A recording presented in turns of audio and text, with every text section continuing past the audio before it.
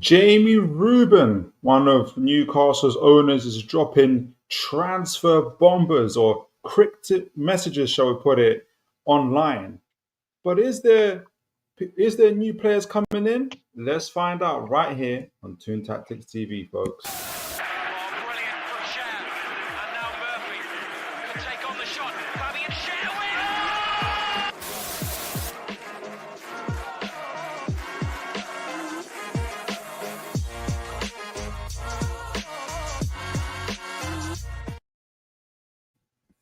What happened there to my intro?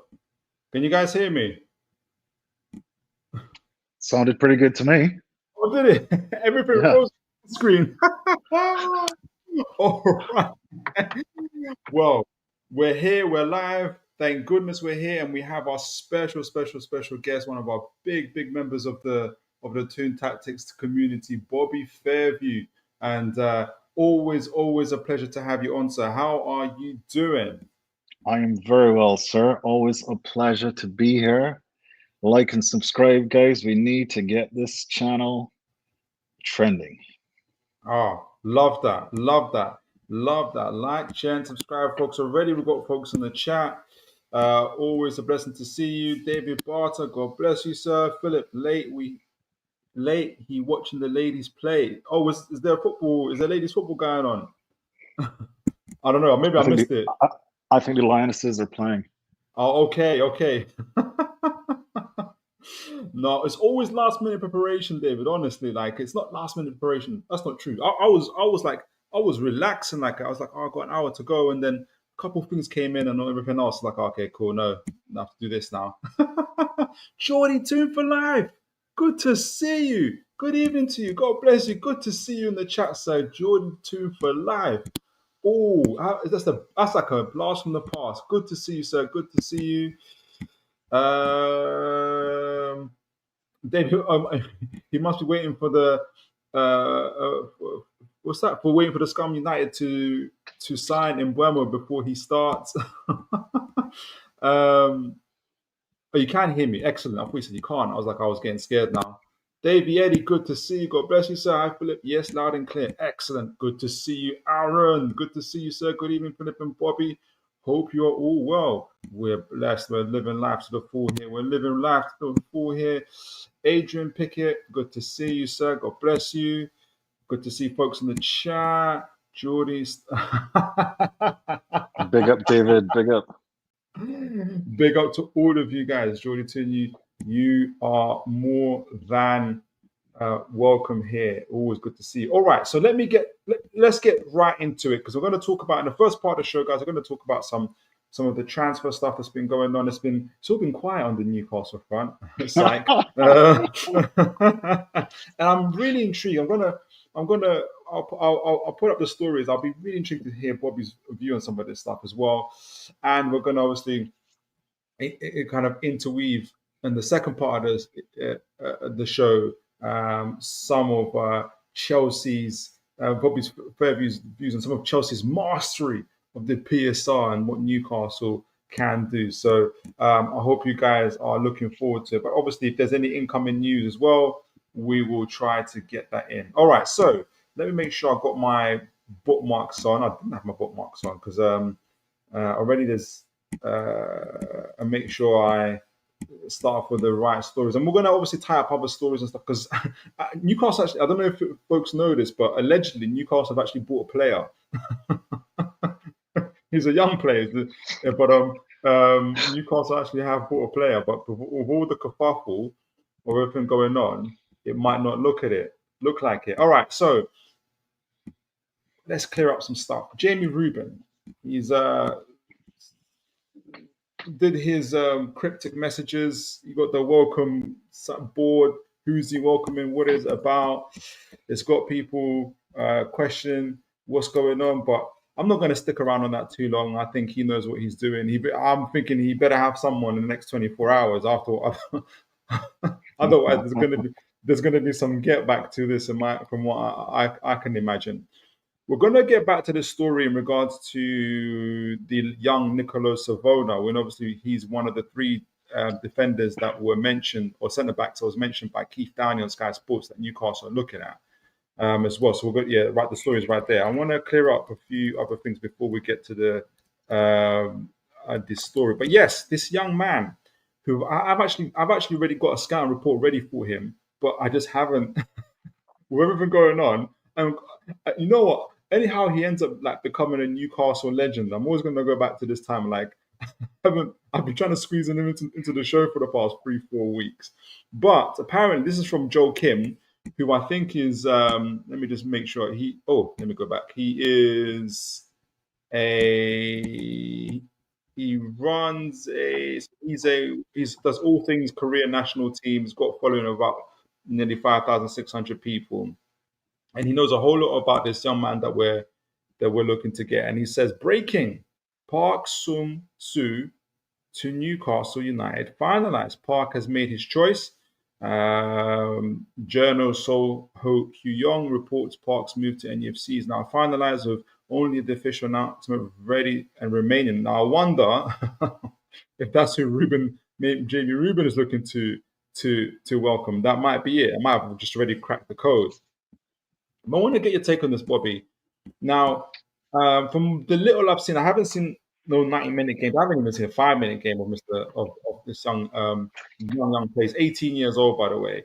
But from the clips that I've seen and the scout reports that I've seen, he's a left wing forward, almost like it kind of reminds me of Gordon, but he's got kind of a little bit more moves, a little bit more dribbling about him. 18 years old. He's South Korean. We're going to be Newcastle. We're going to be doing a tour in, I want to say, South Korea as well. What's your? I know you're all things, revenues and money and marketing and Not only, I do have somewhat of an interest in football as well. But I think in this instance, I mean, this type of player, I'm not particularly focused on the kids, if you like. I mean, I think we can see football, or we think football is changing. Mm-hmm. I think there's this trend towards younger players. I think for your left side, what's the status on Gordon? What's the gut feeling on what's going to happen with him? Is he staying? And we're going to talk about this in a moment. I think because of this Isak stuff, I think there's even more a chance of Gordon staying. So this kid would be the understudy to him. Yeah, so he'll be even be understudy to Gordon and Barnes. Like, I think he'll be probably in the under 18s, under 21, no, under 18s, under 21s. Oh, so he's not for the first team. He's going into the development squad, yeah. Yeah, most likely. Because I think because we need to get the homegrown. We need to get the homegrown status up. Got it. If you're in it for about 3 years, you're like homegrown, aren't you? So yeah, I think that will probably be like the likely thing to happen, unless he's outstanding, outstanding. He is okay. Unless he is like really outstanding. Look, a lot of quality players are coming from this region recently, but the money man that I am, I can't help but acknowledge the commercial benefits as well of buying players from this region. You can see how long Spurs has been holding on to Son, for example. So I think, if you think the quality is there, it makes absolutely a lot of sense to have him third in line. I mean, you probably want to keep him for 2 years and then send him out on loan, right? Is that your typical approach at Newcastle? Well, there's a comment here from Aaron, and he's saying that with Song coming in, I've heard reports he's going straight into the under 21. So yeah, I think he's going to go into the under 21s probably for a year. I mean, he's coming from another country, like a whole different continent. So yeah, so huge adjustment. It's going to be a huge adjustment for him. Yeah, and yeah, it's going to, yeah. Look, this is, I think we're going to get into this a lot more and what I think about the strategy. I think you and I agreed before when we were setting up the agenda that it'll be interesting to basically benchmark what we were observing from Newcastle in the transfer market against the way Roman would have built up Chelsea and put it in a position to compete at the highest level. So these kinds of moves Roman would not have been doing in his first 2 years. But we'll get into that. But look, you've got to walk and chew gum at the same time, right? So there's no question that you need to build up, particularly if you can afford them, an arsenal of these kids, so that just like how Clear Lake is doing it, you can harvest the profits then for the ones that can't make the first team. Yeah, yeah. I think once I actually do a show when I'm doing a scout report on him, I will get to, because I do think he's decent from what I've seen. So I think there's a quality in him as well. Okay, so that's Xiao Ming. Where should I start? Okay, let's go with this with Ekitike, Isak, and everything else that's gone on with it. I'm surprised you didn't kick off with that. I know. I mean, this morning, Do you know this what? morning I thought you were going to cancel the show. I was like, where are all these bombas coming from? Do you know? I'm so bummed out. I'm like over it almost already. Like it's crazy. Where are you now? Where is it? I had it finalized. I'll have to find it all over again. I might have to find it all over again. That's Okay, exactly so right, David Barta. I'm just looking at a comment there from David Barta. You've got that right. You need these kids to build up that portfolio of assets for trading in the future, and we'll get into details about that and how that's working very well for Chelsea. Yeah, I mean, Minte did that for us. Obviously, we didn't want to. It was more of a forced sell with Minte, but the idea is there, isn't it? In terms of like, yeah, we bought him. He didn't even spend the year. He didn't ever play for Newcastle, and then we ended up selling him for 35 million. So yeah, I think that's the idea behind it. I had it bookmarked, but anyway, okay. I'll just put Isak up, and then we'll get. So Isak. So okay, you would have seen Bobby, that Newcastle have somewhat been involved in a transfer saga with Liverpool, and it all kicked off essentially a couple days before, where Mr. Fabrizio Romano was sending out posts saying Newcastle are interested in Mr. Ekitike. They're the ones that are most interested in him, although Liverpool and other clubs are in the background somewhere. They're the most interested. In the background, boiling in the background, is an increase in news around Liverpool, Isak, Liverpool, Isak, Liverpool, Isak. Newcastle, obviously, are currently in a training facility in Austria with Isak and Gordon and the rest of them. I mentioned that because I think it's significant to the story going forward.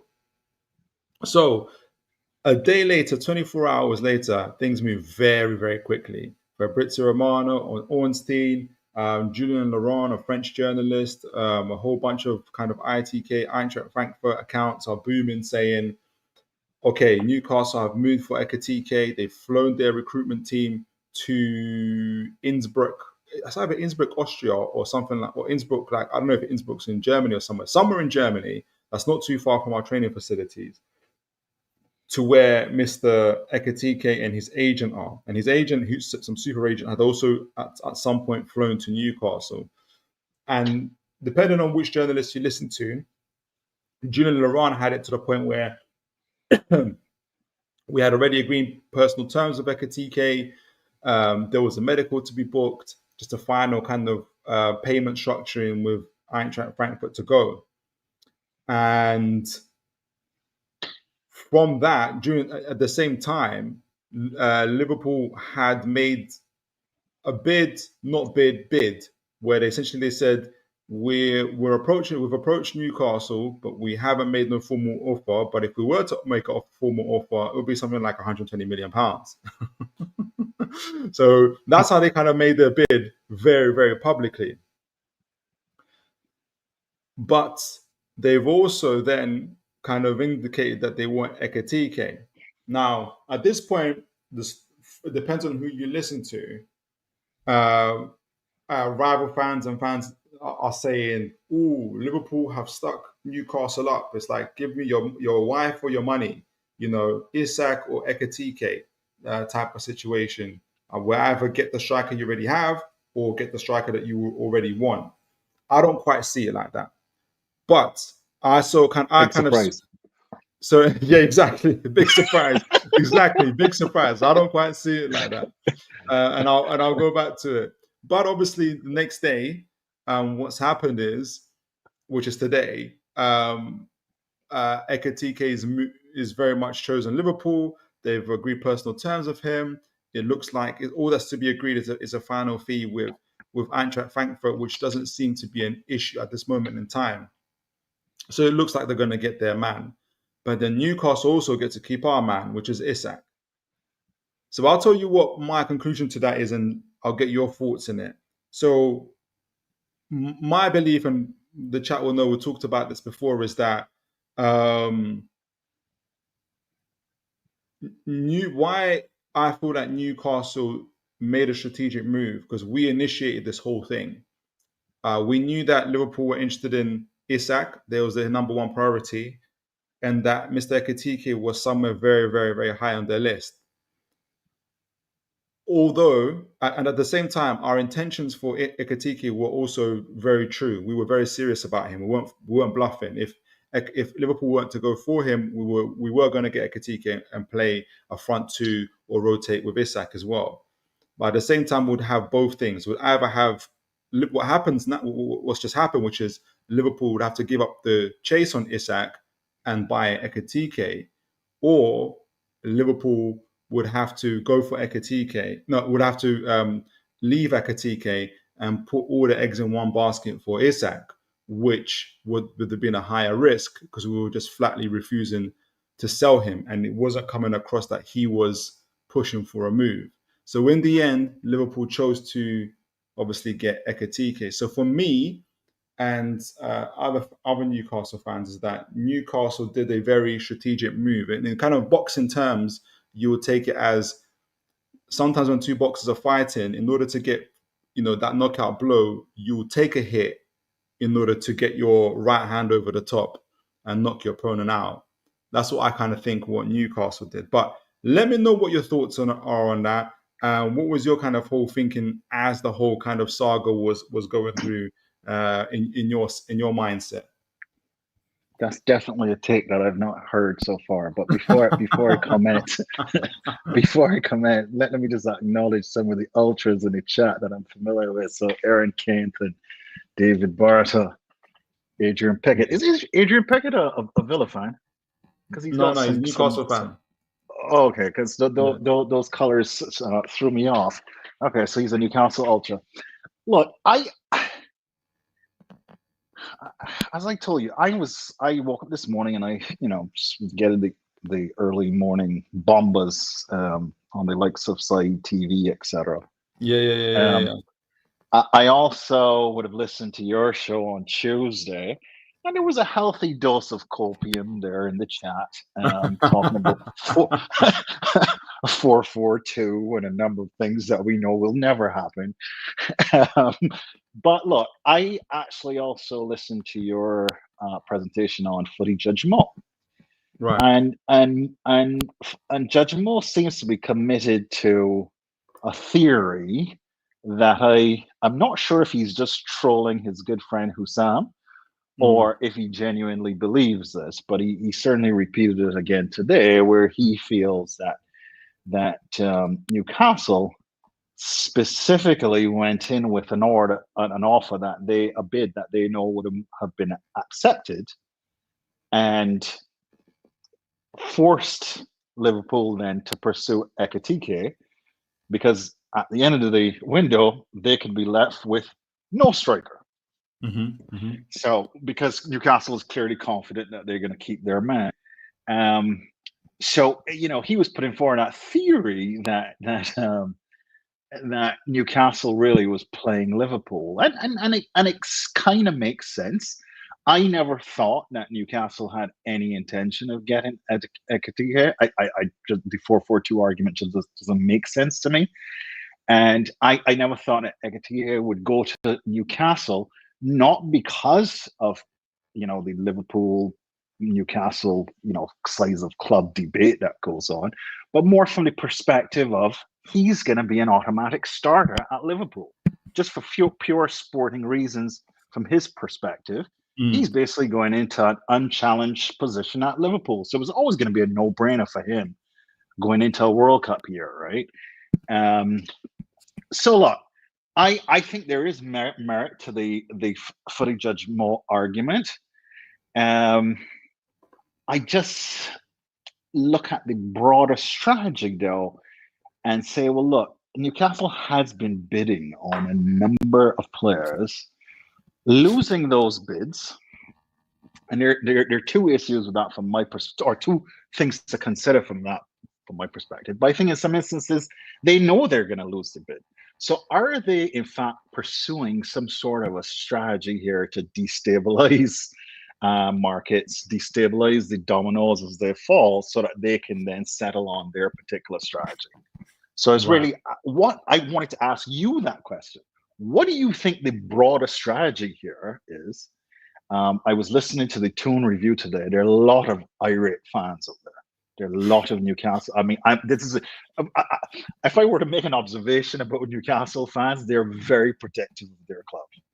I mean, viciously protective of their club, right? You talk about getting Isak, and they want to draw blood. So this is where, though, I saw a number of fans really starting to criticize Eddie Howe. That's not normal. I've not heard this before. Asking if he's doing too much. Does he have too much on the go? Why is there no sporting director? So there's a broader consideration here about the strategy that really I think ought to be fleshed out. So when you're asking from what do I think Newcastle's strategy in the transfer window is?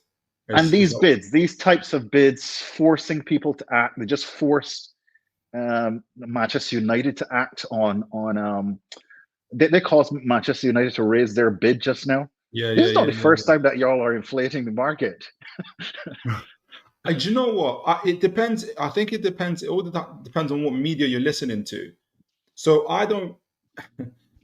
And the best way I can identify for Newcastle, if I hear a report about, so today, for instance, the Bild, the German newspaper, came out saying Newcastle now moved on to Nunes and Osimhen. Nunes, and you just look at their wage packets and their ages, and you just know that that's not like I just threw it away. I'm like, I just know that's not us. I just know it's not. It's not even on my show today. I've not even mentioned it. Two really high profile strikers, especially Osimhen. And I'm not even mentioning him in our conversation today because I just know that's not us.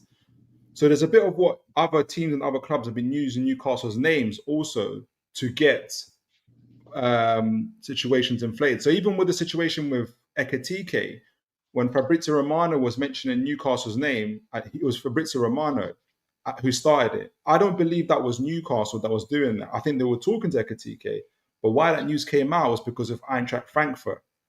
So, because the winner in all of this, in terms of Liverpool and Newcastle, is Eintracht Frankfurt. For sure. Right? As is the case with Brentford right now. As is the case with Brentford, exactly. Because we were the way it was going. If you look at some of Frankfurt's sources, what they were saying is that Newcastle were looking at getting Mr. Ekitike around 60-65 million pounds, like unchallenged. Right now, it's looking like. Liverpool are looking at 75, 80, depending on what sources you believe. So now they've earned 10, 15 million from it, right? I'm not saying that Newcastle are walking around like angels. I do think that, especially the French journalist, Julien Laurent, he kept on getting information where he was talking like Newcastle don't believe Liverpool are interested in Ekitike. That's why they're doing this. And for me, I think that's Newcastle feeding him information. And I almost feel like they're goading Liverpool. They're goading Liverpool to go for Ekitike in that sense. So it depends on who and what journalists you listen to. Then as soon as this saga is barely settling, which is today, bang, Ornstein. And what did he say about Wisa? He said, now apparently Newcastle are turning their attention to Wisa. They have made no formal bid, no contact with the club, but now their attention is there. How do you know? Why would even Newcastle leak you that information if they were certain that they're going to go for Wisa? Why would they leak that information to you just right after this whole big 3-4 Bomba saga with Ekitike, Isak, and Liverpool? Why would they leak that to you? Then you look at Wisa's age, 28, 29 years old, and Brentford want to get £50 million for him, apparently. They're not going to get £50 million for him. But you and I know that Brentford have got on the boiler Mr. Mbeumo for the past 40, 50 days. Man United won't pay the price. Now everything Yep, just like that. Man United have gone to pay 70 million, right?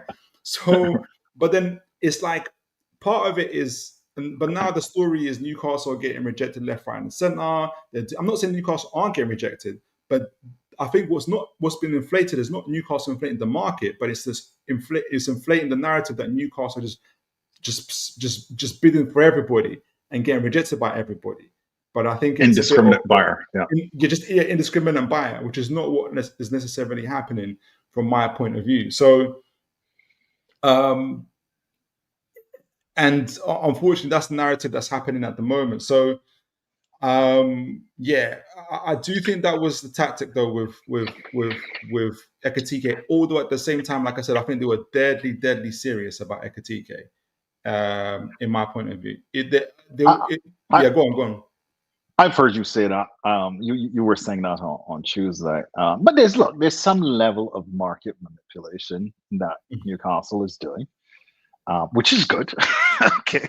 How would it work though? Like from your perspective, like when you say market manipulation, like what's the outcome? Yeah. So like in my point of view, like we're not a Liverpool or a Chelsea or a Man United in terms of like.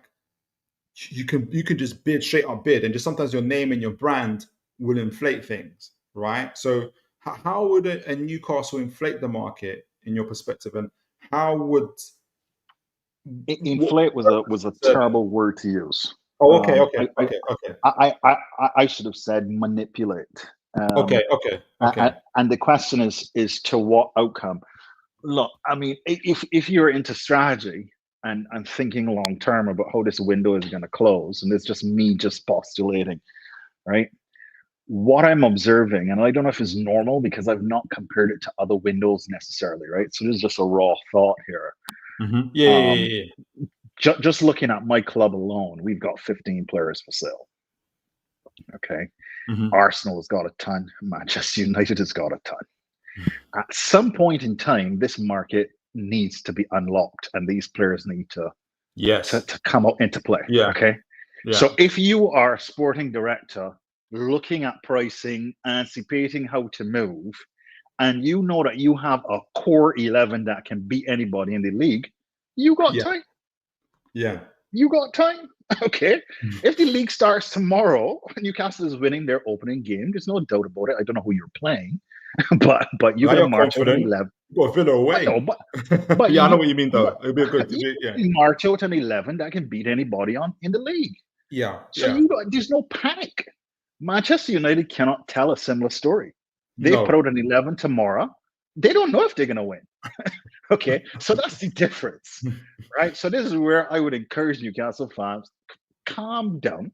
These prices right now are crazy. Who pays $52 million for Madueke? Actually, Philip, right. You might do that, but nobody else. I might do that. Yeah. You're talking to the wrong guy. He certainly would have. I'd have not seen Sophie B there. Right? But who that Gittins? I mean, Gittins, does he even make the bench for Dortmund? Right? So look, I admire anybody. I admire Newcastle saying, look, this is the bid that I'm making. This is what I think the player is worth. If you take it, you take it. If you don't, I don't care because I'm still going to win my opening game. Mm-hmm. Okay? And at some point in time, there's going to be a last-minute scramble because those squad sizes need to be reduced. Mm-hmm. And you're looking for bench. And that's where you're going to pick up a lot of deals. You've got your critical position was right wing because for some reason y'all don't like my boy Murphy, right? And I would love to have him. Okay, y'all gonna see the reason why y'all don't appreciate decisiveness is because you've got Isak and you know he's gonna put it away. For me, watching Nicholas Jackson, okay, to have somebody like Murphy that I know is just gonna put it on a plate or put it in the net, I think is lovely. Mm-hmm. So y'all have solved the problems. You see what I'm saying? So I don't understand. I see there's a bit of indiscriminate bidding, but you're also not going overboard with the price. So and I think you're just being patient because the market is going to unlock. That'll be my perspective. That's very interesting. So in terms of when you say unlock that play, teams have to get rid of their players. They're stacked. Man United have got too many players. You got too many players. There's a lot of teams in other leagues and whatnot have too many players, and prices are going to have to drop dramatically. Demand and supply. Demand and supply. Demand and supply. Right? And you got to move some old inventory. What do? Reduce the price. Right. At the end of the day, Chelsea has got to get at least 10 players off the books. Wow. At least 10. It's got to be, but we think it's going to be more like 15, right? For example, and then look at the list at Manchester United, as I said. There are a lot of... Arsenal has some that they need to get rid of as well. Who's going to buy these players at the current pricing? Mm-hmm. No one. No. And the players have to go somewhere. You see what I'm saying? So there will be opportunities to build bench later on. You're not looking for first 11 players. I would stay calm. Yeah. For this window. I agree. Let's see what people in the chat. There's tons as well. I'm not going to be able to get. I've learned my lesson from Tuesday because you guys are absolutely incredible. You guys, and I think Bobby made it stuck with me because it's true. Like it's by the grace of God, the channel is growing. You guys are absolutely incredible in the chats. I will always answer as many as I can. Forgive me if I don't, guys. But just to say, Geordie Toon for life. By the way, guys, do like, share, and subscribe. We've got 30 plus viewers in the chat, which is amazing. Great to have you guys here.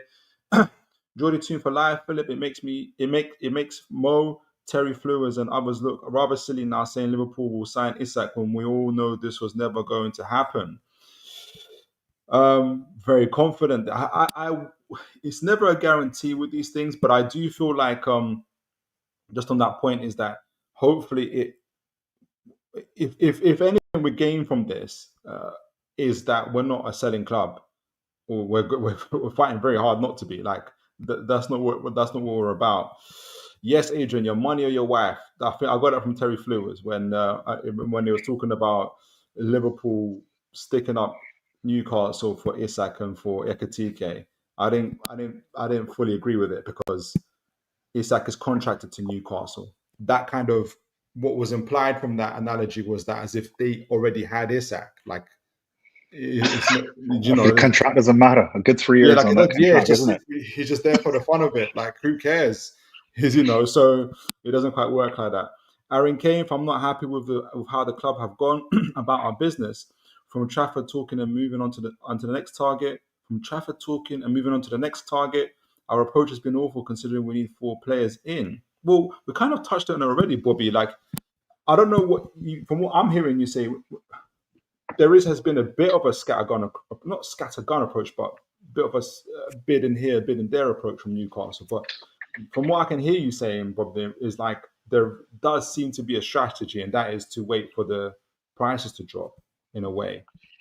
I don't think it's an overly complicated strategy. Right. I think it's right because Eddie Howe is probably doing it on the fly, but with the CEO or the chairman.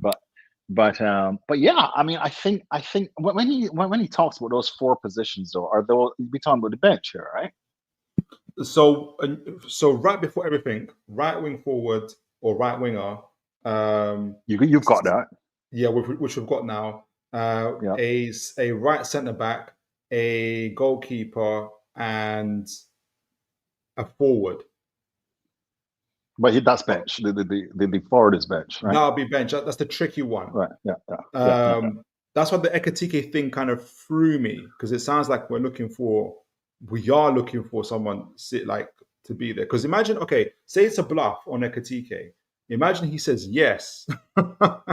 And Liverpool don't go for him. We have to get Ekitike. So I think that's why I think we're yeah, exactly. So which was also fine. You would have gotten that the price that you wanted him at, which is the most important part.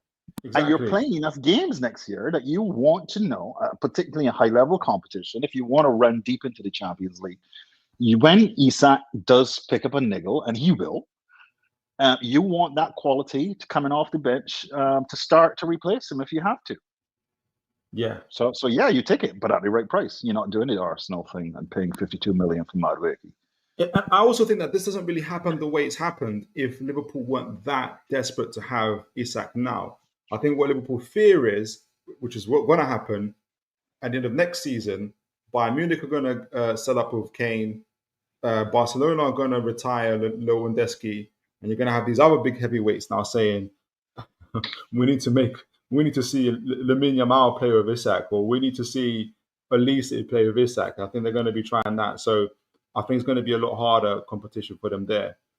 Adrian Pickett, I would love it to be 5D strategizing, but I suspect this organization, we kind of touched on it, but I see where you're coming from. Wobojog's an Arsenal fan. No, Phil, I think my fan base is the real winners here. We're no longer your Scousers beef target. We got each other for that. I know. I've never. I think Arsenal fans, the people who Arsenal fans hate the most are Arsenal fans. The way I've seen the civil war, especially by the Waking situation, even just like buying Kepa as a backup goalkeeper. I know you. What's your kind of feeling about Arsenal buying, so-called Chelsea rejects and all of that stuff? I mean, how do you feel about the Madueke deal, and why do you think it was £50 million? Why didn't they wait for it? Why didn't they wait for the prices to drop? Look, Arsenal's problem is Arteta, isn't it? He needs to be sacked. He's way past his expiry date. But isn't he? Right? Yeah, the man has these vanity projects, and it's the same kind of attitude that I have a problem with Maresca, where these fellas feel they can prove people wrong. They can do things different and achieve a different outcome when everybody's looking at it and seeing the obvious, right? He's very defensively minded. He spent all his time, and look, I came up under Mourinho, so I get it. A solid defense wins leagues. But he's not investing in forward players. He's very, very cautious. I don't get the sporting reasons for Madueke. Maybe we'll see something next year that will teach me something about football. But right now, I don't see the point of him on the left. Okay, you take away a key feature of a winger where they can't cut in and shoot. Right, so that's a problem. I'm not sure who's going to be heading the ball, because as far as I know, the striker that they're interested in is not a big header of the ball. So why would you want a left footer on the left wing anyway? So there's certain things, and that just doesn't make sense about the purchase. And it's easy to speculate that there's some behind the scenes thing going on. Okay, so smash the Bobby likes, might people. take on it. No, yeah, I can see it. I can understand it. Smash the likes, folks. Thank you for that Juniesta one, Adam. Good to see you, sir. Davey Eddie, I personally think we really want Ekitike, but on one door closes, another one opens. I think we will prosper through all this in the end. I love that confidence. Somebody who doesn't think we're going to prosper, Stuart Blind, God bless you. Welcome to the channel. Newcastle are a small team. No one even knows who you, man, are. You do. Or before we take that rage bit, I just want to make another comment on Ekitike. Yeah. If anybody is doubting the footy Judge Mo theory, go watch Don Hussam with his Scouse colleague this morning. Hussam was properly rattled. I mean, you could hear it in his voice. Okay, after the Bomba broke. Huh? About Ekitike. He was rattled about Ekitike. He was rattled that y'all pulled out of the Ekitike deal. Make sure you listen to his stream. You literally hear it in his voice. Because they're not getting Isak, right? He thought he was committed to the idea that they were getting Isak and they were going to bully you. He lost, and you could hear it in his voice, right? No, but for a good half an hour, even an hour into that stream, it's amazing stuff. You'll enjoy it. I'm gonna get into it now. Wow. Okay, so he's okay. Wow, I'm gonna listen to it. He's either rattled because they lost Isak, or he knows that footy Judge Mo won the debate. One of those two things would torment him. One of those two, anyway. Maybe even both. Maybe that's what. Sure. That's a bad day in the office. Stuart Blythe. I'll read a few more and we'll see what else is going on, because there's been a few other things as well. Stuart Blythe. Yep, Newcastle are a small team. No one even knows what you man are. Go get Calvin Lewin. You may not get rejected. Fair play to you, brother. Let's hold on a second. Before we move on, actually, if you don't mind me commenting on some of these. Yes, sir.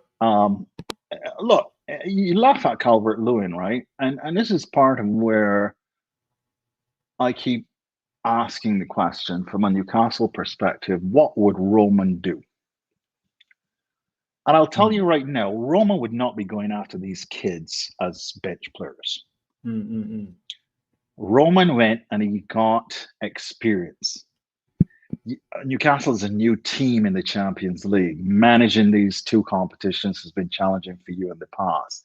You want players who know how to do that, right? That's not a physicality thing on the pitch. That's a mental preparation. We need to be ready for Wednesday. We need to win on Wednesday and come back and kill it on Saturday as well. Kind of mentality that these kids are not. Ekitike, he doesn't really have a perspective around this, right?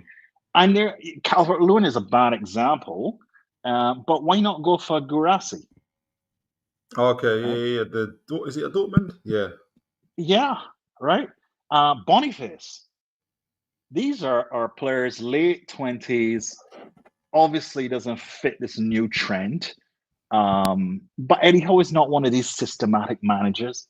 He wants players who will deliver on the day, responding. He's a problem-solving gaffer, right? He responds to issues, and I like this kind of manager. And for me, this is why I'm surprised. No, he needs energetic players, so he needs some youngsters in there.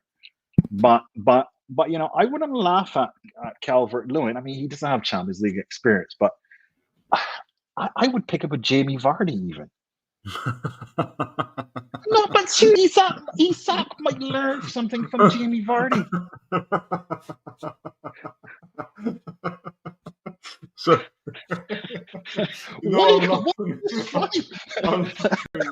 because the thunderstorm that would happen online, especially online, not even in live, if Newcastle pop up with Jamie Vardy after all this Isak Ekitike. The thunderstorm. He's got this ridiculous penis envy about Chelsea having an army of kids, and right? But this does not deliver. Look, well, people can say, "Well, you just won the Club World Cup.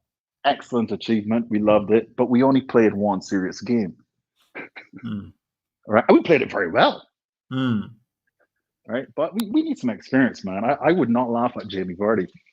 He's played Champions League. Sometimes it's not even the player. Like sometimes with all these things, it's like, you know, this whole transfer. Like it's about like the context or non-context. Do you know what I mean? Like we just talked about, you know, the rejections that Newcastle that were faced, but we spent time to kind of break down and say, you know, Newcastle aren't, you know, going around approaching every player, team, and everything else like that. But with the narrative growing and everything else, people don't take the time. So sometimes it's just to do with just the whole idea and the context behind it, if that makes sense. Like it's not even about the player themselves. So yeah, I think that's where I see it. So we'll do a few more chats and then we'll actually talk about some defenders that Newcastle have been looking at. Bobby. Okay, this one's to you, Bobby. Bobby, maybe, just maybe, these signings are the tweaks to how we play. Can't buy players with profiles that don't fit the current system. I think that's to do with Arsenal.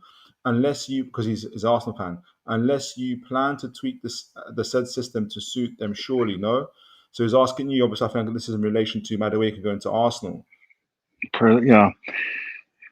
Can't buy players with profiles that don't fit the current system. Yeah, but does Arteta want to tweak it? Look, at the end of the day, there's nothing. I don't have a problem with Arsenal's ability to compete on the pitch and Arteta's tactics necessarily. I think he just, you know, put Real Madrid to the sword. He needs to continue what he's doing. What he needs is goals, decisive players up front, right? And I think the Arsenal fan base is very knowledgeable. They can see this. But what does he do? He goes and buys a player that can't shoot. Right? So I mean, I don't think he's. I think that in itself would be a mistake if he's going to tweak the way he plays. When what he needed to fix what he had before was obvious, and there's a small fix if they would just invest the money in a proper striker or two. Right. That would be my view. Fair play. And they've got a few. You haven't just astounded me, but a few others around Jamie Vardy, David Barter, Jamie Vardy. Wow, Aaron Kane, Jamie Vardy. You have to be joking. Um, but I also see from I understand where Bobby's coming from, like, because it's hard to imagine, like, if you can imagine like Newcastle having literally 30, 40. In fact, I've seen the list that Mr. Fairview sent me of, like, they have like 90 players. Like, I don't know what Mr. Fairview will remind me how many percentage of that is like kids under 21, kids under 18. Like, it's like, we can't fathom that in Newcastle as Newcastle fans, like what they have. So when you're seeing that and you're experiencing some of the stuff on the pitch and you're seeing it, I can kind of see it where Bobby's coming from, where he wouldn't mind some like older heads on the pitch for a change and stuff like that. So I can see it. I can see it from that angle, to be honest. Picture yourself, quarterfinal, Champions League, second leg, needing a goal to tie. Will you want to put on a 19-year-old or Jamie Vardy? I know who I'm picking. I know who's going to stick out a foot and get that thing in the net on the 91st minute, right? And get me another check for $10 million going to the next stage. Yeah. Right? Like, these things are trendy, but we need to sit back and use common sense. We've seen this before, right? We've seen Giroud come up clutch for Chelsea in big games in the Champions League, right? And he was supposed to be finished, right? Nicholas Anelka, we bought him in late 20s. You know how many trophies he won for us? You can't laugh at these players. Don't disagree. Hello, darkness, my old friend. And I'm not singing the song. It is somebody's title over here. My first time singing the channel. God bless you and welcome to the channel. Look, boys, we have just started having to fight big boys for transfers, and I really agree with that. Absolutely. It wasn't long ago when we were scraping the barrel. Yeah, I've got Chowdhury in my mind now when we were trying to get Chowdhury over the line. We are coming for you and all your yourselves, Manu and Bomo, Pedro, and Chelsea. I love that he's doing the rallying cry there. England have won. Was it the Euros they're playing, or was it the World Cup? What were they playing? What, the Lionesses? I'm not sure. Sorry. But congratulations to the England women's team. Wobajog, Arteta literally changed the system every year for the last 3 years. Iniesta Wijnaldum, smash the likes, folks. Yes, please, guys, do keep smashing the likes. We had really, really good reception from last show. It's been absolutely magnificent. A couple more. Jamie Vardy's 38 years old. May as well bring back Andy Carroll. Let's not focus on the name, guys. It's more the idea of a 29-year-old versus a 19-year-old. Yeah, you're just looking for experience, essentially. That's what you're saying. Like, you're looking for experience. That's what's going to get you over the line this season and get you closer to a trophy. And trophies is what we want. So, one last thing before we kind of focus on, well, we're going to do a bit of both. We'll focus on Chelsea, how they're doing the dealings, and in kind of relating it back to what all the stuff we're talking around PSR, strategic moves, and how it could relate to Newcastle. Obviously, we've got a big old picture of Mr. Abramovich on our thumbnail as well. Never thought I'd be doing that, but times is changing. But the last thing I want to talk about was centre backs or right centre backs, as mentioned earlier. So there's an exclusive from Keith Downey. I don't know what your view is on, like, not on Keith Downey, but on Sky Sports in general. I almost feel like nowadays, because now we've got Fabrizio Romano and Ornstein and other, even ITKs, that I almost feel like Sky Sports News are like the old uncle or grandma who get the news last, and they're telling you like they know, like you're just finding it out today, and you got to kind of pretend like, yeah, I didn't know that, that kind of thing. Do you know what I mean? So I do feel like that. Yeah, go on. No, I was just going to react to your question. I think football YouTube is ahead of them. Yeah, honestly, and it gets a bit cringy now, because I remember like TalkSport tried to put up the whole thing on. I'm going to back these Newcastle rejections again, but they tried to all these people, and they were including bids that were rejected. I'm like, sheesh, bro. But I'm like, you're only doing this because this is what you've seen on YouTube now. But you're like the 40-year-old uncle who's wearing his hat backwards and wearing his trousers low to look cool with the kids. Like, it just looks mad awkward and cringy. You got to stop doing that. You got to pull your trousers up and wear your hat straight. So, And I think this is where content creators for Newcastle are important, influencers, as they're probably appropriately called. Newcastle fans cannot be rage baited into putting pressure. I mean, like, I get that it's not a good look that you don't have a sporting director, and it's easy to start calling Eddie Howe's name, but this is not the way the pricing in the market is right now. This is not necessarily a time to be closing deals. Right? You put your deal, like, I agree with the strategy wholeheartedly. Put your price out there only because of the quality of your first team, as I keep saying. Put your price out there. If you don't get it, you move on, because you're just looking for bench, except for those. Well, you've got 3 first teamers that you're probably looking for. Yeah, exactly. Yeah, congratulations to the England women's team who won the Euros. Thank you for that, David Bart. I appreciate you. TalkSport is tucked it towards us. And Cy Robson, good to see you. God bless you. All mainstream media are 2 days out of sync with the. Honestly, they are. Yeah, they are. And I agree with what Bobby was saying. Okay, so exclusive. Keith Downey, Newcastle United have a 3-man shortlist as they look to add a right-sided defender this window. Eddie's, and I'll get back to it. Eddie's side are considering an approach to Juventus for a defender, Nicola Savona. They also retain an interest in Atlanta centre-back Giorgio Scalvini, and that is a real interest. It's been going on for a little while. And Valencia's Spanish defender Cesar Tarrega has also been discussed. Eddie Howe is now looking at defenders after their move for striker Hugo Ekitike appears to have failed. So there's a couple of things in there. I've done a quick, apart from, I don't think I've seen a 90-minute game from any of these guys, apart from Giorgio Scalvini. And that was a pre-season game. I saw that live. And I couldn't even remember that I saw him. So just to let folks know. But the few, as we always do, we did a good look at FBref, compared their stats to see what's what and to see who complements who. Now, before I get to that screen, I've got a couple questions I want to run by Bobby and to get his view on things while I do that. One is Nicolo Savona, Juventus. We sold to Juventus. This is a financial question. We sold to Juventus Lloyd Kelly in the January transfer window for about 20-25 million. And it's been discussed by DiMarzio and others that Newcastle are now looking to buy Mr. Savona for 20-25 million. The cynic in me is thinking, all right, what skullduggery PSR business is this? Or is it really nothing? And maybe there is a genuine interest in the player and it's not like an Aston Villa, Chelsea selling each other academy players type of situation. What's your kind of view on that? On that? I think there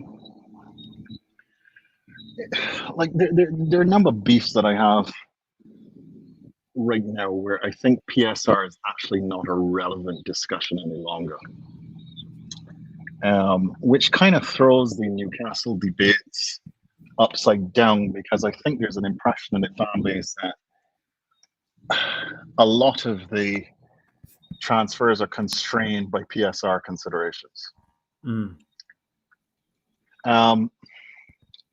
If you think about the fact, and there was news around this, at least a few tweets around this today, there's going to be a regulator hired and implemented to look over the league.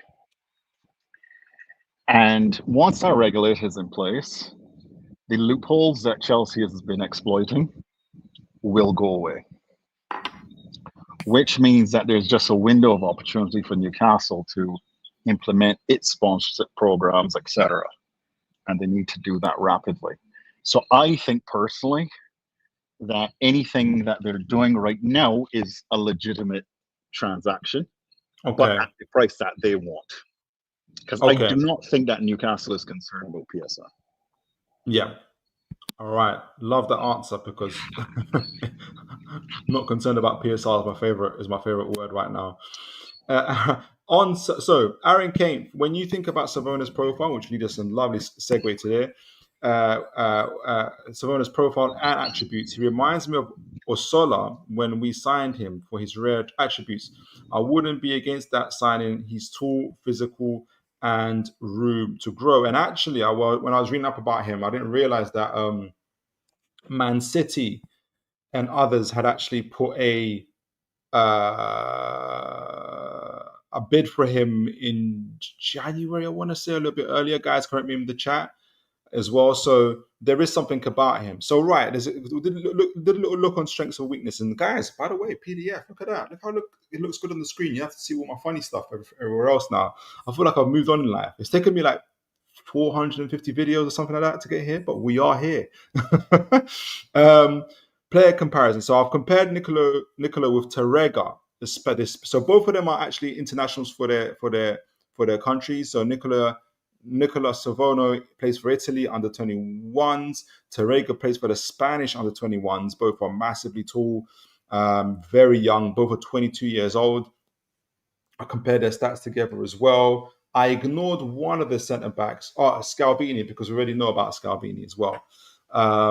So essentially, and as mentioned by Aaron Kempes, Savono shows strong defensive stats of 90 percentile tackles and interceptions. He wins a whole load of challenges as well. Short passing, really good at that. Good distribution skills, and also he's got a goal to his name, so he's not too bad with that as well. Weaknesses, his aerial duels are moderate, and that was actually talked about in his I say scouting report. It was like an article, really. I couldn't get like full scouting reports as I would like, but they did mention around aerial. Not that he's not great at aerials, but not the greatest essentially compared to Terega, who we'll talk about. Who the aerial duels are his strength. Terega, obviously the Spanish forward, 22 years old. Both of them actually, like on transfer market, are like at 10, 15 million euros. So Newcastle they're going to overseas. I wonder if Paul Mitchell must be like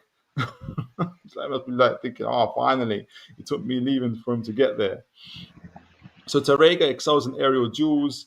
He's very tall, 6'3", 6'4", dominant in the air. Loves a tackle and interceptions, is really, really high. He has higher progressive passing counts as well, so it's not too bad at that. And funny enough, though, even looking at YouTube compilations, I couldn't get one YouTube compilation of Terega, which just shows you how unknown he is. I couldn't get one. Weaknesses, though, passing accuracy is lower. I would say this about Terega. You're going to see on his FBref stats that there's passing and possession is quite low. But if you look at Valencia as a team, they're not a very good team at all. Like they've got 48% average possession. They concede a lot of goals. They have a very high XG, expected goals against, as well. So he's like one of their shining lights. If you can, it's a bit like Delap. I don't know if you like. You don't like Delap, do you? You're not a fan of Delap, though, are you, Bobby? I don't know the point of Delap. I don't get it. I like my strikers to score goals. So, I was going to make the point that Delap's stats might be a little bit skewed because he's played for Ipswich. So I kind of try to make the comparison that way, but it doesn't work because you don't like him anyway. Did you manage to get any information on if he had any errors leading to goals? No. That'll be interesting to find out. Yeah. Okay, so you suspect there's a little weakness in there?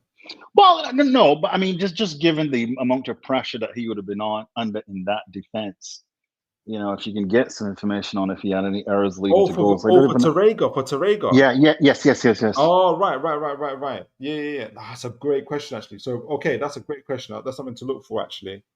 I might be able to find out up to analyst. Possession. I'm not sure who publishes that stat, but that stat is available. Yes. Someone does do that. Okay. I'll look back at that one. weaknesses, and actually Juventus, obviously that's whom Savona plays for. They're not as bad as nowhere near as Valencia, but they've not had a great season themselves actually. So you're going to see some funny bits there as well. Player style. Got to get now. I've got to get used to the PDFs. I've got to get the comments off so I can read the rest of it. All right, note for the future. Player style, physically imposing defender, strong on aerial play and progressive passing, but with room for improvement in ball retention and fitting a direct approach. Again, I reckon if you played for a front-footed team, that would look quite different. So, who would complement Botman the most? We know Botman's profile: tall, athletic, strong aerial presence, calm defensive style. He needs a partner to cover his occasional lack of pace. He's not the quickest, but he's not a slow coach either. So if you put Savona with Botman, complementary, Savona's higher pass completion, short passes align with Botman's possession-based style, enabling a controlled defense. His 90 over tackle interceptions provide additional cover for Botman's pace and issues. Okay, but the weakness would be Savona's moderate aerial stats. So might leave a bit of gaps there against aerial threats, and in the Premier League that might be an issue. Where Botman alone could struggle without a dominant aerial partner like Burn. We kind of. How do you feel about Burn? And if you like Murphy, you must rate Burn a bit. If I like Murphy, I must rate Burn. Look, I'm a disciple of Thomas Tuchel. Okay, and if he likes Burn, I like Burn. But again, the philosophy under which Tuchel wanted Burn in the England national team is why I'm making the argument that I think Newcastle fans are asking for the wrong players. I think you need experience. I like Burn a lot because he's experienced, he's level head. He not flaking under pressure. Yeah. Well, we got the third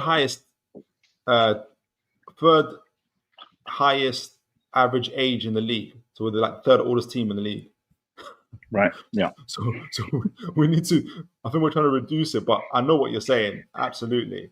You see, I think that comes after, right? Because again, going back to the whole concept of what Roman would do. Remember, Mourinho came in. He needed ready players. He wanted ready players. Trophies immediately, building that confidence. And I'll tell you, when they did that.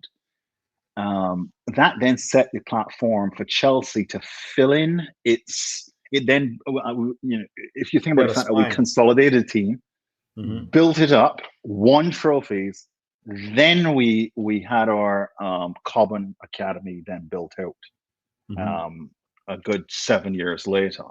And I think when we look at that squad list, that in terms of the sales that Clear Lake has made so far, you would realize that a lot of those players were Roman's players that they sold. I don't think they've had a lot of success with selling their own players other than Madueke.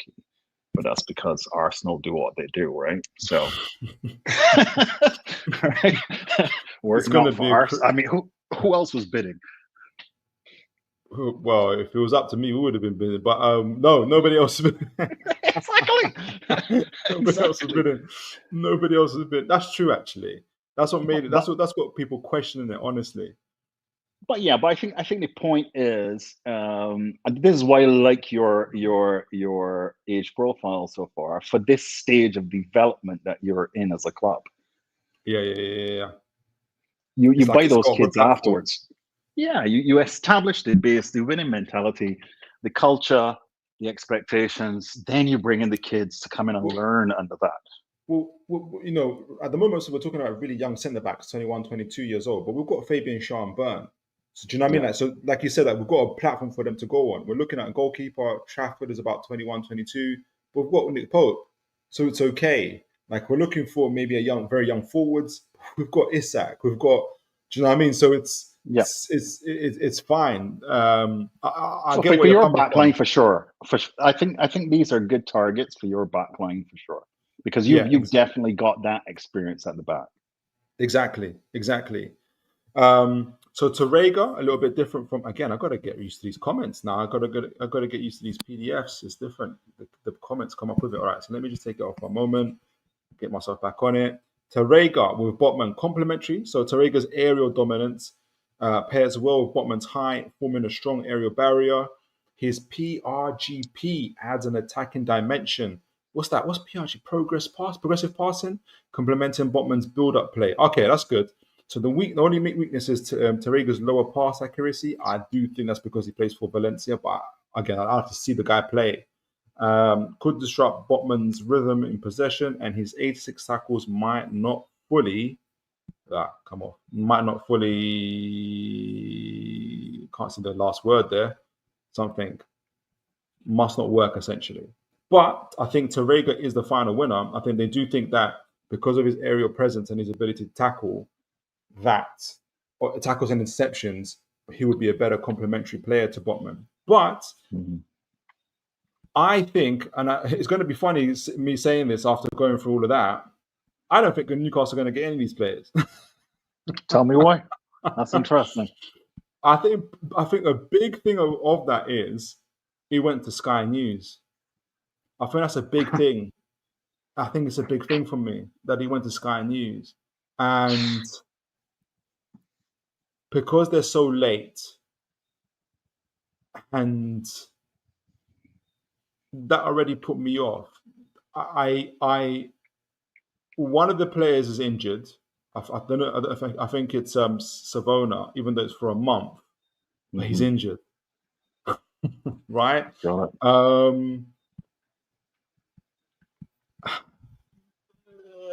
I like to see Tarega. They've got a profile in terms of age, but I maybe because I'm seeing this now more and more in the transfer window now. The moment I see, unless it's maybe a foreign media outlet where Newcastle can't control that, then I have less trust for it. So it being Sky here in England, I think, and it looks like I think it's Newcastle giving this information.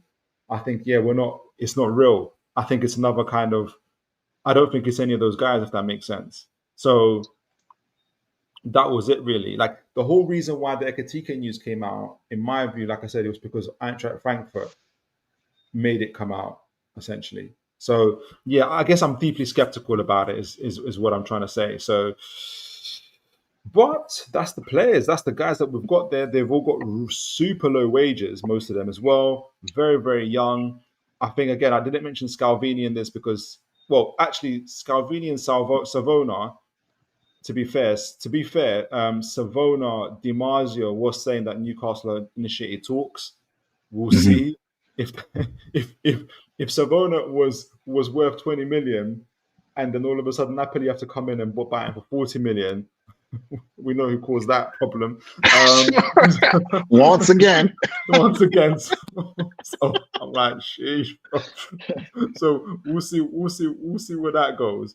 But yeah, we'll see how that goes. And but let's go into the chats before we go into the second part of the show, the final part of the show, which is obviously getting that that Chelsea masterclass and all things PSR, and also relating it to Newcastle. What can we do? Aaron Kane. Oh, so not just further back a little bit. Iniesta, Wijnaldum. I agree with you, Philip. I think we'll replay Juve. So we repay Juve for the favor and buy a Juve player, but I thought it would be Douglas Luiz, Thuram, Yildiz, and not Savona. Yeah, that's their most highly prized assets, though. And I'm not convinced by Douglas Luiz. I know he's a good player, but I feel like he's distracted, man. Aaron Kane, if it's me, I'm putting the money down for Scalvini because he's a top player. He is a top player. But going for a player off his profile is a good move. Shaw still has one more year left at the level. 100%. 100%. Cy Robson, I'd love it if we sign Scalvini. He's got the potential to be a superstar. I think so too. I don't know if you know much about Scalvini, Bobby. I don't. No. Good player. David Barton. Malik Chow is better than all of these, in my opinion. Okay, you rate Malik Chow. I think he's a good player too. I don't know. I feel like if I say this about Malik Chow, I'm going to ruin everybody's thoughts about him. I do think he's a good player, though. Ekitike John Laughlin, good to see you. Ekitike to Liverpool, and Isak wanted Liverpool, though. Let's be honest, then UFC. Well, then why is he still at Newcastle? You're right. So, yeah, so, you Come know, we all go through it. The first stages of grief is denial. I've been through it. I've been through it. But God bless you, Mr. Laughlin. David Barter, Philip done their stats last week.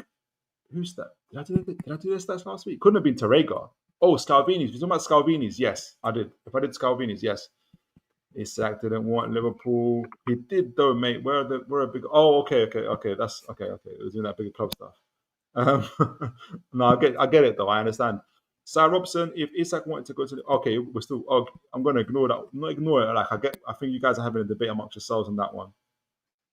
Newcastle, Ginesta, Newcastle need a centre back with a great recovery speed. I definitely we need that one to complement Botman. Will allow us to play with a high line, which is what we're trying to do for sure. Adrian Pickett would love us to go for Antonio Silva. Do you know much about Antonio Silva from Benfica? No. We played them. Did he start? I can't remember. Can't remember that name. We That's just a good played question. them. He may have. All the tacticals like that is the deep analysts. They love Antonio Silva. So, but nobody has really gone in for him that way. So, anyway, interesting. Club is using Keith. So Ginesta says the club is using Keith Downing to feed false information, smokescreen. Yeah, when it comes from Sky, and all respect to Sky, or any kind of like, or BBC, like BBC like the worst. And BBC's like they got last week's news. Like so, BBC are still talking about can Newcastle get Elanga? Like I think that's my take on them as well. He had a pretty good he had a decent game against us, Antonio Silva. Did he? Yeah. Okay. Yeah, Okay. like he's won all his duels. He won all his tackles. But his long balls, that was it. Yeah, he did. Yeah. Okay. A couple more, and we'll get into it. Aaron Kane, our CB. I feel has to be big to complement Botman. I agree. Has to be an Antonio Silva, Scalvini, or Tapsoba kind of signing. I don't mind Tapsoba, like 25, 26 years old, part of the Invincibles for Leverkusen. But for whatever reason, we're not. It doesn't like he claims that we're bidding for him, but I think Newcastle. I think we're gonna have to start doing formal conferences and telling people who we're bidding for, who we're not bidding for, because it's getting insane. Honestly. Adrian Pickett, yes, he did play against Chelsea. He did play, yeah. Excellent. I just checked it out now. Wobojog keeps saying Kivior 30 plus for Gordon isn't bad at all, but just scoff at it. No, thank you. I don't mind No, I do mind Kivior. No, I feel that Antonio Silva like I do. One more. Bring on the PSR loophole Chelsea talk. That's a great segue. As David Barter says, bring on the PSR loophole Chelsea talk so we can take notes. All right, let's do it. Let's get this show on the road. And okay, so Bobby. Yeah, so I mean, I think sure. I mean, I think the last time I joined you, I was pretty pessimistic about the cash situation. And even if we take a further step back and think about when Chelsea went into the last day of the season, things could have been very, very different. Okay, very, very different. We would not have made Champions League. And I think the pessimism around the team would have carried over into the Club World Cup. Yeah. And I would have said to you, until Bayern Munich threw their game to finish second place on the other side of the draw, we would have had a pretty tough route through them and City and Inter to get to the final. But for some reason, those guys all decided they wanted to go on vacation, and we ended up in the final. And to be fair to my club, when we don't really lose finals unless we're against Liverpool in a Yeah. domestic cup. Otherwise, we win it, right? Liverpool has always been our Achilles heel. So I kind of knew from the time I saw Bayern on the other side of the draw, I kind of figured that it was ours, right? But Chelsea started the financial year with, and when I say the financial year, to be clear, I'm talking about July 1st, 2024, all right? With $116 million of available liquidity. So that's the top line on my illustration there. And what that is about $26 million of cash. Sorry, pounds. I'm talking, these are in pounds of cash, and about $90 million of the $1.2 billion of debt facilities available. So think about it as your credit card. You got a $1.2 billion credit card that you're using to buy players. All you have left coming into last year is $90 million on that credit card available, right? Of $1.2 billion. But then the next two lines are what are important. And this is where, this is not even a loophole thing. This is just, how do you set up your squad so that you can harvest cash in the way that we do? You can see that our transfers fees paid and our transfer fees received since then are pretty much flat. But we're dealing with big dollars. So the Clear Lake approach, right, is to use other people's money, buy these kids, and hopefully flip them. Now, the problem is, and if you go to my next page, you'll see what makes up those two categories, right? And if you look on the right-hand side, how many of those players were, the high-value ones were all Roman. So Omari Hutchinson was us taking the piss on Arsenal again. So we bought him and then flipped him shortly. We love Arsenal. I'd argue more than Spurs, to be honest. But anyway, so Omari Hutchinson was probably the master stroke of the Clear Lake era, just there on the right-hand side. But Angelo Gabriel as well, Cassidy. So those lower value ones, those were some Clear Lake wins there. Just young kids, speculative, bought them to flip. And look, I don't have a problem with this, right? Because after they implemented the restrictions on the amount of loan players that you can have, Chelsea needed to do something. So like Newcastle, we don't have the revenue base of the other clubs in the league, right? We have a very small stadium, 42 odd thousand. So we had to Roman had to find ways to supplement the revenue.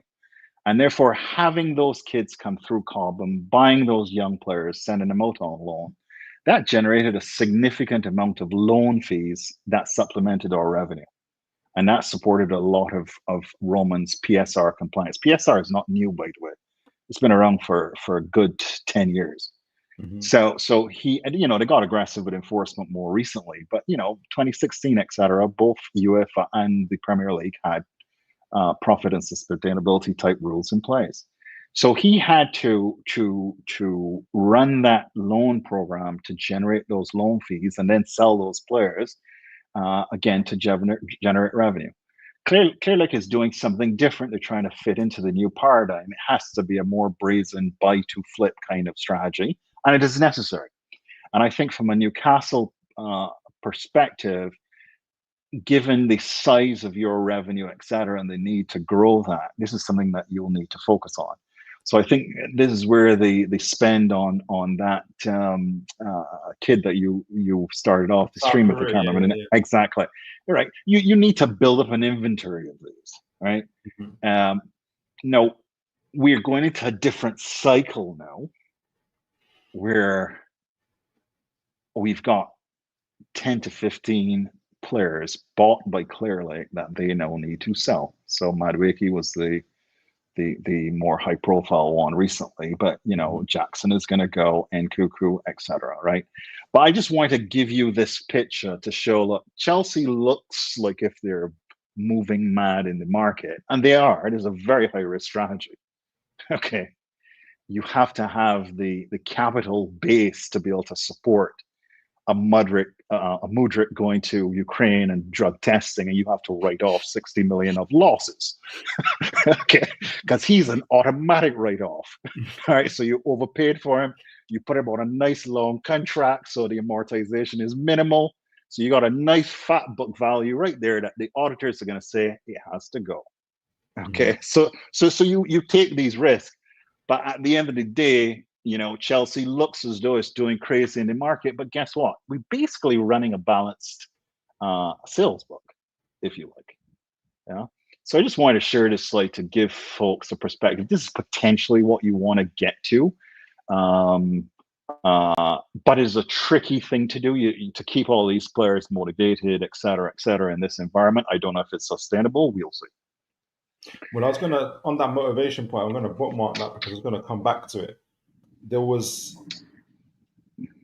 something I wanted to ask about. It go back to what you said about your squad, which is, like you said, the appearance is that Chelsea just buying players, just whoever throwing dude on the wall or whatever sticks.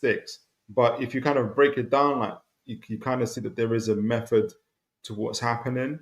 So if I got your front line, at the moment you've got from your left, you've got Gittins and who's on your left? Gittins and... So on the left, nobody else. We have a problem. Once Jackson and then Cuckoo go, we don't have a senior player on the left.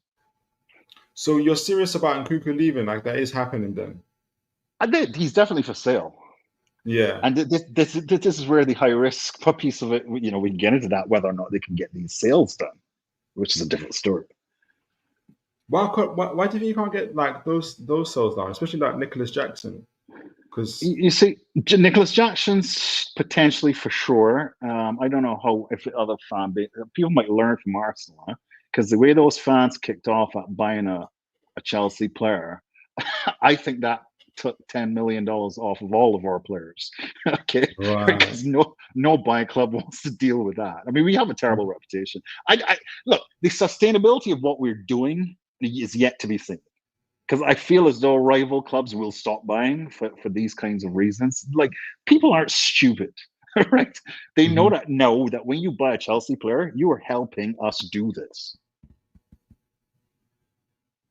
And if people just didn't do it for even a transfer window, if they didn't buy it for Chelsea, then there's almost like a collapse there. That's what people are saying. Like, why are we doing this type of thing? That's the feeling, right? Or well, let's go back to the prior slide. Okay. And this is where, if folks, you'll see here, Chelsea runs an operating loss of 200 million a year.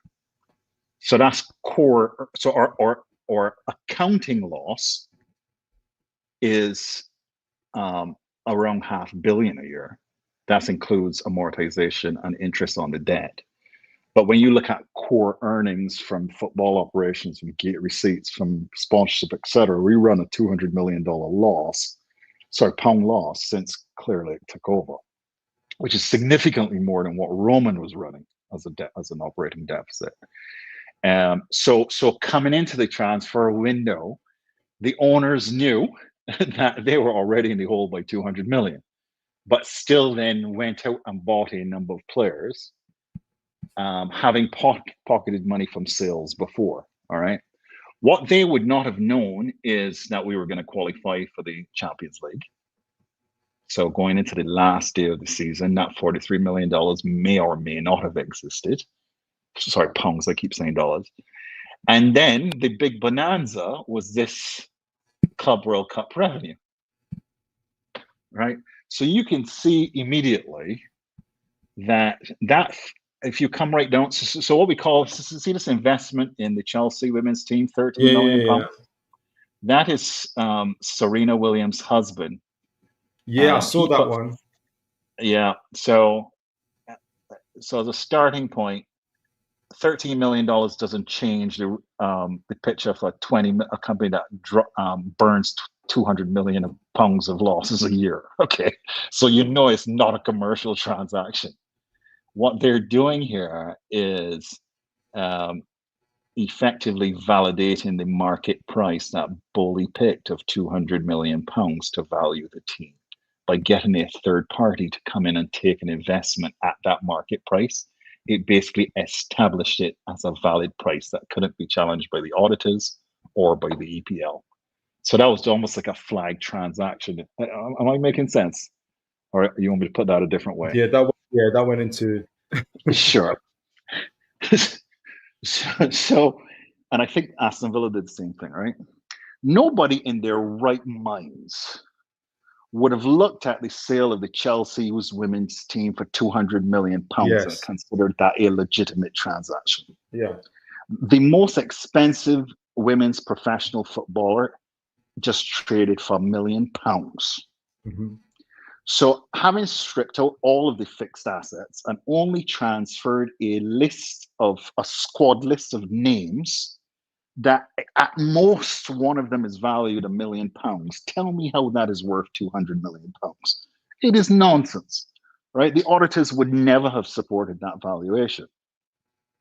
But if you got a random third party and say to come up and say, hold it, that's a really good price. Here's some money. I would like to invest in that. All of a sudden, you have created a market price, right? Now, this guy Ohanian, he's rich as hell, right? He's a billionaire. 13 million pounds is lunch money. He rent a yacht for a weekend to do this, right? And he gets to be, at the trophy presentations, etc. So it's nice publicity. So Serena's seen to be investing in women's sport. So, it's nice. So it serves a number of purposes other than the fact that, but more importantly, covers the fact that it validates what is otherwise a spurious valuation. I've got 3 questions. One is a comment. The first one is around, I know, for instance, like the key or one of the main arguments Newcastle's owners and PIF and all of that is,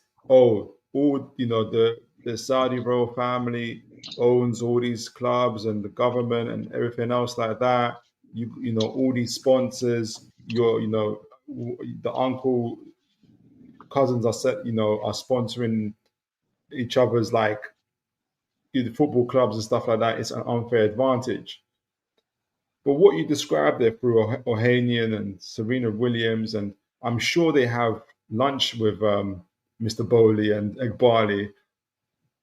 They might not be related. Obviously, they're not related. But what's the difference? Everyone still gains something out of it. Do they have to be related or from the same region of the world for people to have an issue with it? But when Ohanian just steps out of the dark, and you know what? Nobody covered that news. That Ohanian just came out of the blue. And who was it? I'm getting the husbands mixed up because he owns, the guy is proper rich. Is it Reuters he owns? And he owns something else. He does own a big business. I can't remember the name right now, but he is a billionaire, independently of Serena Williams. He is a billionaire. Yeah. But look, I think you're touching on something that it's probably my biggest criticism of the PIF and their approach so far. And I always need to be very careful when I'm criticizing anything Newcastle, because I still want to stay in your good graces. But I think you're being too timid. Okay. I mean, if you see the kind of recklessness that's going on down at in London, in our shop at Stamford Bridge, okay, this is a wild transaction, right? And obviously fake, right? So there are a number of precedents that have already been set, though, because of this kind of activity, that Newcastle should just simply say, hey, I'm just doing what the rest are doing. And the PAF is not doing that. And that concerns me. But then by the same token, do they need to? Because as I said, I don't think this is a time for Newcastle to be buying. I'm happy with their patience in the market so far. And this, I don't know if you saw the comment below, because this maybe it also maybe ties into as to why PIF aren't doing it. But I think it's a smaller reason why they're not doing it. I think there's a bigger strategic reason why they're not doing, perhaps to the level what Chelsea are doing. But he says, David Barter says, how do you keep all those players happy? And you kind of alluded to it. And when you had, what I attached to it, when you had here, I was looking at Kieran Dewsbury Hall for some reason. And I think why I'm looking at him is obviously he knows Mr. Maresca really well. A lot of these players know Maresca really well because he was their academy player. Some of these City players, Jamie Gittins and all these other guys. But, you know, for instance, if you're Kieran Dewsbury Hall and you obviously went through promotion with Maresca, and now you've entered this machine, this big financial brand in Chelsea, but you're not getting a game, right? Not really, not really getting consistent games essentially and everything else. And you talked about this as well. How does anybody keep two is how do you keep the players happy? The second question I kind of answer myself really, which was how do players still keep coming? It was because it's Chelsea. That's the main thing, and obviously in the Champions League. But how are you going to maintain this? Yeah, look, I think I don't. So to Mr. Barter's point, because he's asking a question, but he's making a point. It's not really working. Look at Renato Vega, and I'm surprised that's actually he's not been brought up with you, because I think you do need some left defensive cover, both for Burns and for what's his name that you bought from us, injured. Your left back, Hall. Yeah, you need some cover for Hall, right? So Vega, who I think he's minded to play left centre back. That's what he wants to do. But you know, he was always willing to chip in anywhere, right? What happened with him, right? Got frustrated and was at Juventus, and now he's for sale. Felix is a problematic player, but again, something similar. And Nkuku wasn't happy, not getting the best output out of him. So from my perspective, it isn't really working. And Maresca is so limited in my view. He doesn't use his substitutions properly. So he's actually not giving sufficient game time with his late substitutions or no substitutions to keep these players happy. So it is a problem. I expect it's going to be more of a problem, particularly if we don't move, as I said, 10 to 15 players in this window. That is a challenge. But it's not only us. I mean, I'm sure Manchester United's got at least 6 to move. And I wonder if, just looking at your players, like who would Newcastle look at? There are a lot of young centre-backs in there, supported by good data, good stats, good scouting reports. I feel like you're trying to sell it to me. No, well, I'm not necessarily, but I know what you mean. But I think Eddie Howe knows this, and he's not stupid, right? He knows that there's a lot of inventory out there that's about to come out of the market. There we go. Joshua Achimpong is a big one, but I think you guys know he's good. That's the problem. But you guys know. But come and get him on a loan. Why would we want him on loan? We want him permanent. He's that good. No. You see, this is where I believe. So this is the next criticism of the PIF and the transfer strategy. You do not underestimate the importance of getting trophies and developing that winning mentality in the club. The ability you build on what you guys did in the FA Cup. Josh Achimpong is not winning one damn thing for Newcastle next year, right? You just want some cover, okay, to get you. You want some trophies next year, and prize money. Look at the prize money that we won there. That made a huge difference, right? So this building for the future thing, I think, is completely misguided. It is not a good financial strategy. So if you just go back to the prior slide there, you will see that that's the UEFA fine because we were in breach of the number of sales that we made. So FFP is different to PSR. PSR, I realize, is more of an accounting model, an accrual model, whereas FFP is more of a cash flow model. They want to see cash in, cash out. And believe it or not, before, if anybody follows me on Twitter, they'll realize that I had calculated, so I update this cash flow projection constantly for every event. Okay, so I have a following of folks who just want to be kept informed on this.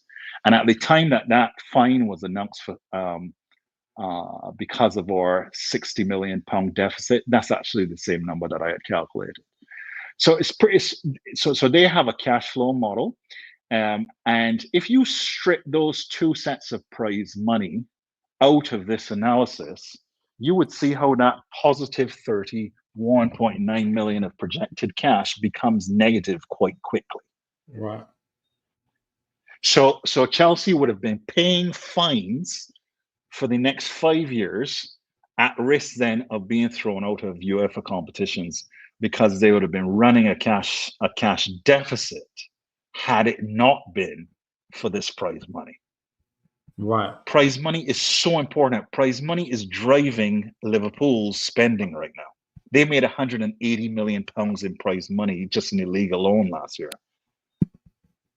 So win. And then and then another £80 million for their run into the Champions League, right?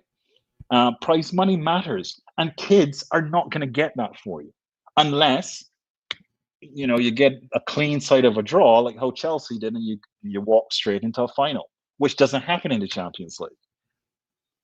No. Or even the domestic cups. Okay. There you have. So are you a little bit more, in terms of your league, I know it's more footballing, we'll say footballing like on the pitch style. So are you not kind of carried away with the cup being world champions? Are you kind of like, the league is going to show everybody who we are, show to you, I guess, as a fan, who you are? The league and Champions League is going to show people who Chelsea are. One swallow does not make a summer. Okay. And we only had one challenging game. We got beat in the group stages as well. We finished second in our group in that Club World Cup, which is a disgrace given the quality of the competition. Okay. People don't understand how the waters parted for Maresca to just scam his way right into the final. No, he did an excellent job in the final itself. PSG doesn't know what hit them. Right. All right. And I actually think that he played some Eddie Howe ball in that last match. He did. Right? That was pure Eddie Howe ball right there. Okay. He did. He learned from our game at St. James's. I think he learned from that game. Yeah. It looked like a similar kind of approach. And if he continues to do that, I can see us doing well. You can do better. Yeah. Yeah. So look, I'm going to be. I'm no longer Maresca out until I see the next fullback invert. As soon as I see if I see any of my fullbacks inverted in midfield, I'm on Maresca out again. It is absolute nonsense. Okay. Right. It drove me nuts for the entire year. But I think he's realized it, and he didn't do that foolishness in the Club World Cup. So, and even at the end of the season, you can see look. If you look at our results in the last few games of the season, it was very close, right? We were just winning by scraping it by one goal, and they've not added to me the experience, the consistency that comes with experience. That convinces me that we're not going to be in a top four battle again next year. Okay, well, there you have it. He is Maresca in. Got a final few questions for you, Bobby, from the folks in the chat, and then we'll wrap up the show. We'll try to answer all your questions, guys, even though we've got time running out. We'll try to be as quick as we can. Aaron Cape says, players coming in and out like Chelsea isn't the recipe for building a winning team. You need to build unity. Don't feel it's sustainable. Got a quick answer for that, Bobby? Or you kind of feel like you're ready? Yeah, look, time will tell. We were trying to do something that's never been done in football, and that Club World Cup win will make people think that the model is working. But I'm with you. Who was that? Adrian? Was that Adrian or Aaron? Aaron. Right. Yeah, Aaron. Yeah, I'm tending to agree with you. Or was it Adrian? No, I think it was Aaron. Yeah, it was Aaron. Low fat, mo fat. These names, man. God bless you. FFP and PSR might as well not exist. But look, so that was one of the things the window that Newcastle has to act is closing, and I think that is where I'm a little bit nervous about this strategy. They have to end this window strong, this transfer window in a strong way, I think. Yeah.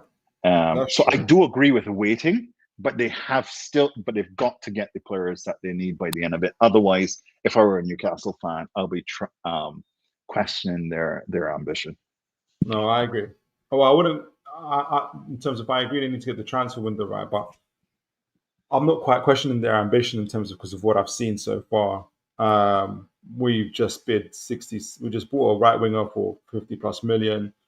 We tried to get a striker in for 60+ million. Like, I think we're sure we're doing what we can. We're just competing with monsters at the moment.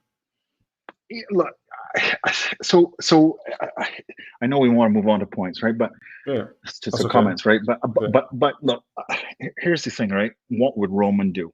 Remember how City and Roman started their projects? They overpaid.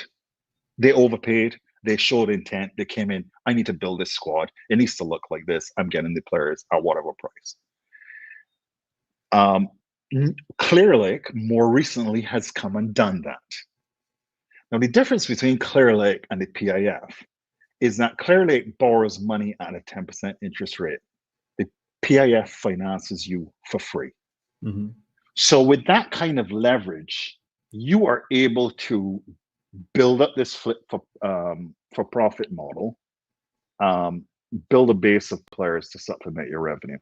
But I would want to see from them not only closing this window strong, but I want to see a number of those sponsorship agreements in place and funding coming in. That's fair. Red Devil United, Richie, good to see you. Do you guys want Wissa? No.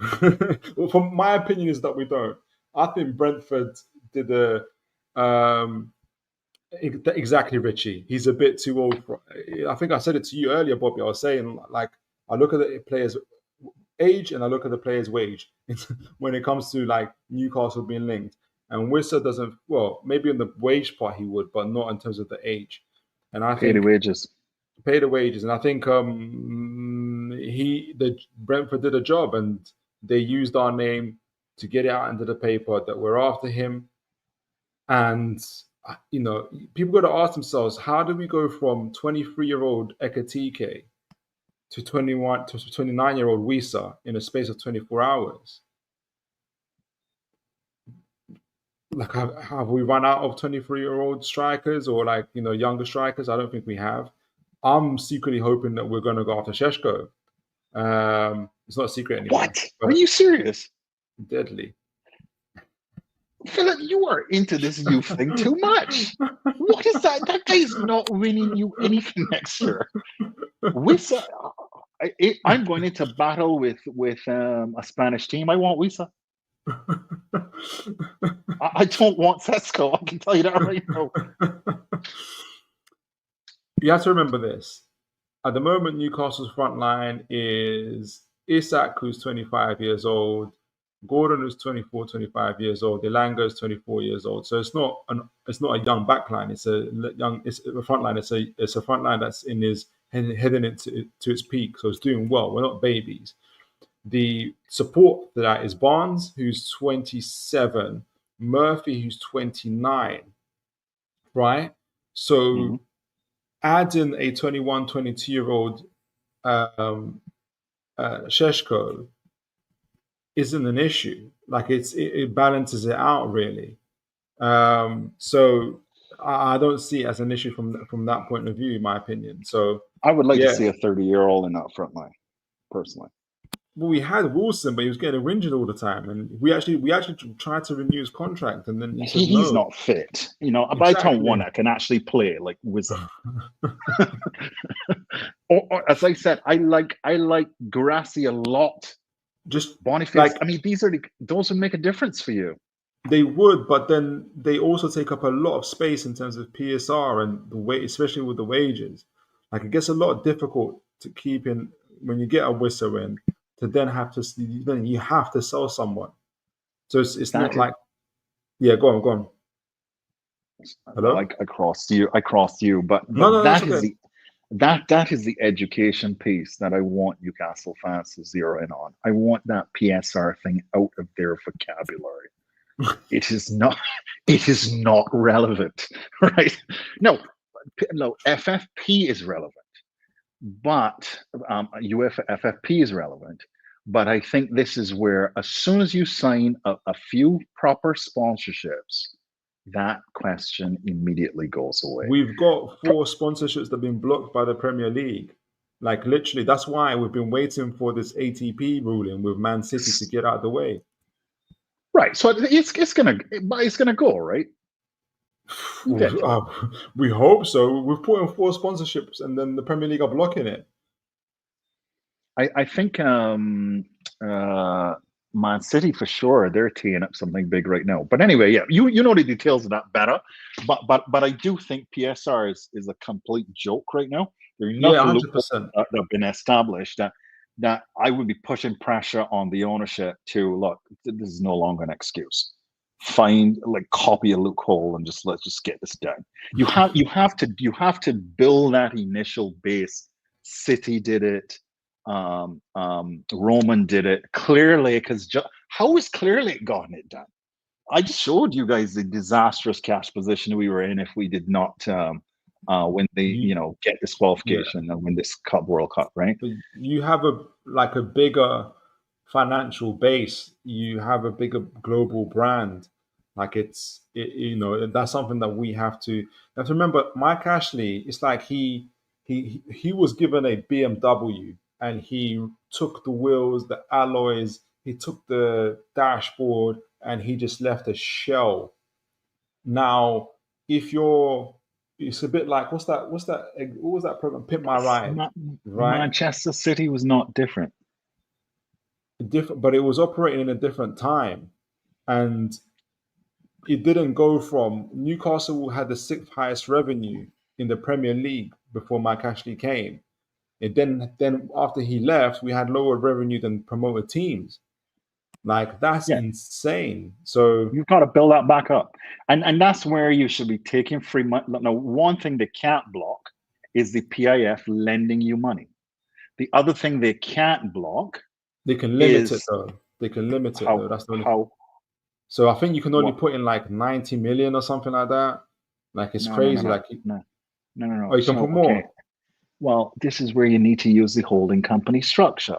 PSR does not look at 2 holding companies. Look, Philip, I'm telling you, y'all are giving these guys a pass. There are ways that are being actively used by other clubs to make sure that this PSR thing is a joke.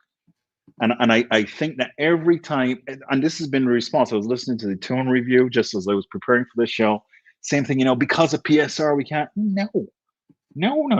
Challenge that ownership to fix the PSR problem and buy these players. You have got to pursue it in my mind the same way that Manchester City did it, and how Clear Lake has done it. And right now, there's nothing stopping, for example, you getting loan players from Saudi clubs. They can't stop you from doing that.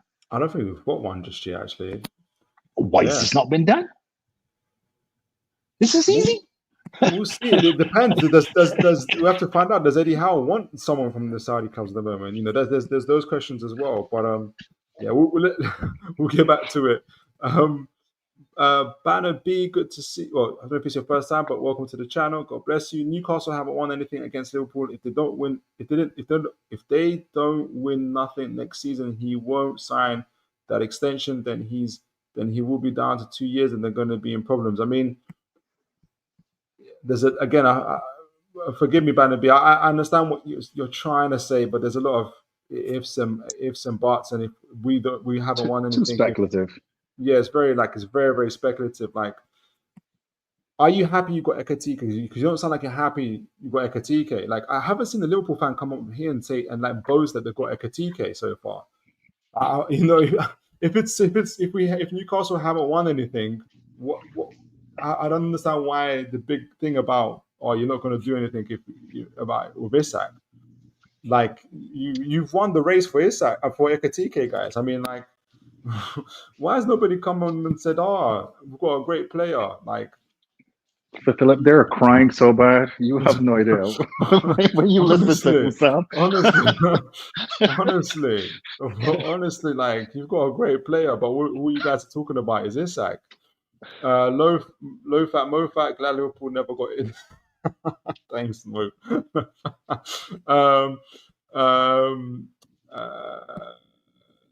Richie, I don't know. I think you might be agreeing with what I was saying earlier, possibly. Blade 6-7. Good to see Blade 6-7. LFC won more trophies in the last 2 years. Okay, not good to see. I'm joking. No, I'm joking. In the last 2 years than Newcastle won in 70 years. Okay, fair play to you. Aaron Kane, the worry is if we did anything, the punishment we'd receive would be worse than other clubs.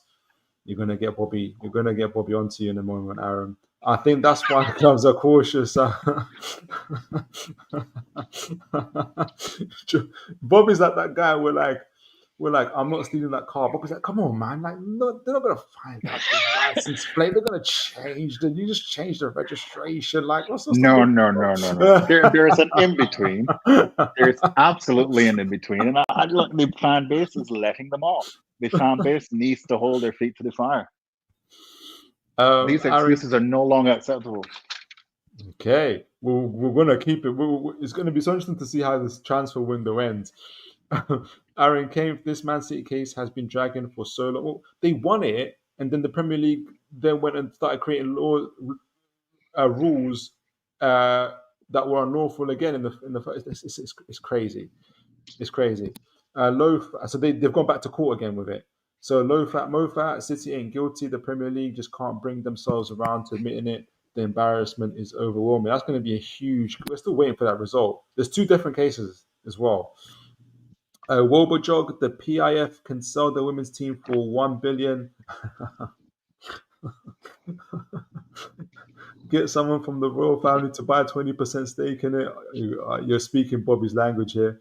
Honestly, what's stopping them? It can't be loopholes for me, but not for the surely. You have to remember that Newcastle have only started investing in their women's team since the takeover, like in a big way. Chelsea's women's football team have won European leagues and league titles back to back. It's very difficult for us to. I'm not saying that it was all above board, but I'm saying like it's very difficult for us to justify 200 million for a team that's been going through essentially League One, League Two, championships. We're not even in the Women's Premier League yet. Like, so. Okay, but Chelsea just sold theirs for 200 million to themselves. Yeah, exactly. You can't get any more outrageous than that. Right? I wouldn't be giving them a pass, man. Do it. The biggest opportunity is really like if I were Eddie Howe, I'll be getting the chairman to call up and say, hey, and pick some players from that league and say, hey, are you trying to put us on a map or aren't you? And if you are, send me him, straight into the squad. Do something about it. How is this any different as Chelsea and Strasbourg? Nothing. That's the cool. That's if Eddie wants those players. That's if Eddie wants those players. I have a feeling that he's working in a different dynamic. Iniesta, Wijnaldum, these teenagers or players in the early 20s grew up with Chelsea winning. Oh yeah, grew up with Chelsea winning. Yeah, they did.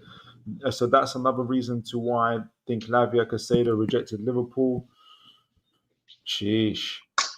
Santos, I'll take him in a heartbeat. You like Santos, Bobby, don't you? Yeah, I mean, the jury was out for me because of what happened at Nottingham Forest. Okay. But you cannot dispute the fact that he wins duels. He's a duel winning guy. I mean, I don't know about the rest of his game that much, but that's the immediate observation. You put him in a duel and he will win it. So you want him in your. I hope he stays. I feel he's for sale, but I hope he stays. I just read a comment. Low fat, mo fat. Newcastle midfield is class. I think Newcastle are about 3 to 4 decent players away from top 4 challenge next season.